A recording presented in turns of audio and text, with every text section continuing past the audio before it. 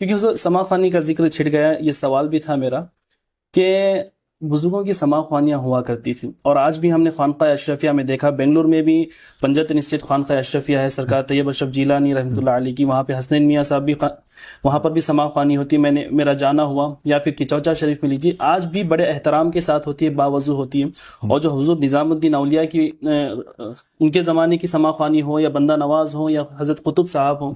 لیکن آج بالکل برعکس، سما خوانی تو ختم ہوتی ہوئی نظر آ رہی ہیں، گنی چنی رہ گئی ہیں، اب قوالی آئی ہیں۔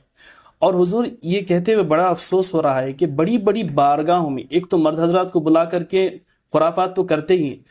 عورتوں کو بلا کر کے مرد اور عورت میں کمپٹیشن رکھتے ہیں، مقابلہ بڑی بڑی بارگاہوں میں نام بھی لے لوں گا تاکہ ان کو شرم آئے، ملباگل شریف یہاں پر ہے، خواجہ حیدر صفدر رحمۃ اللہ علیہ کی بارگاہ، ابھی عرس میں کسی لڑکی کو بلا کر کے وہاں پر قوالی رکھی گئی ان لوگوں نے۔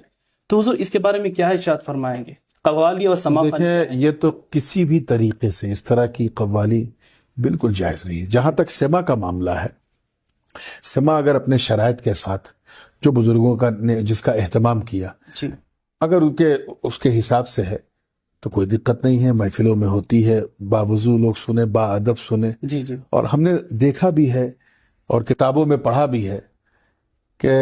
بڑے بڑوں کو منزلیں مل گئی ہیں محفلوں میں بالکل بیٹھ کے۔ بالکل، مگر اس میں یہ ہے کہ سما سننے والا پھر کون ہے، امیر حلقہ کون ہے، اس کا اثر ہوتا ہے۔ یہ جو آج کل ایک مروجہ سما خوانی جس کو قوالی کہا جاتا ہے، اور اس میں جس طرح سے مزامیر کا استعمال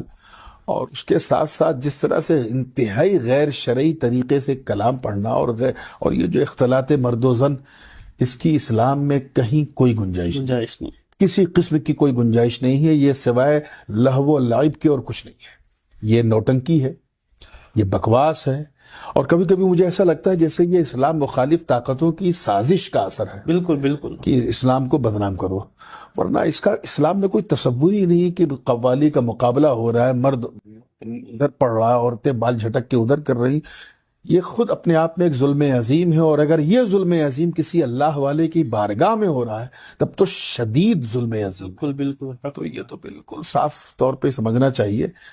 کہ اس سے جتنا بھی ہم کنارہ کش رہیں اتنا بہتر ہے۔ بالکل بالکل حق فرمایا۔ تو اللہ تعالی ہم سب کو اس پر عمل کرنے کی توفیق اور رفیق عطا فرمائے، اور ایسے درگاہ کے جو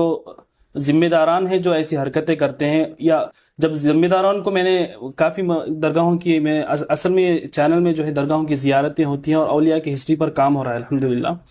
تو ملاقات ہوتی ہے تو میں کہتا ہوں یہ کیوں کہتے ہیں، تو ذمہ داران کہتے ہیں بھائی ہمارا کچھ نہیں، نوجوان کمیٹی مل کے کرتی ہے، اب ان کو نوجوانوں کو ہم ہٹائیں گے تو وہ عرس کے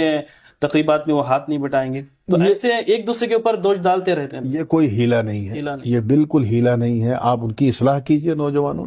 بالکل بالکل حق ہے، اللہ ہمیں عمل کی توفیق اور رفیق عطا فرمائے۔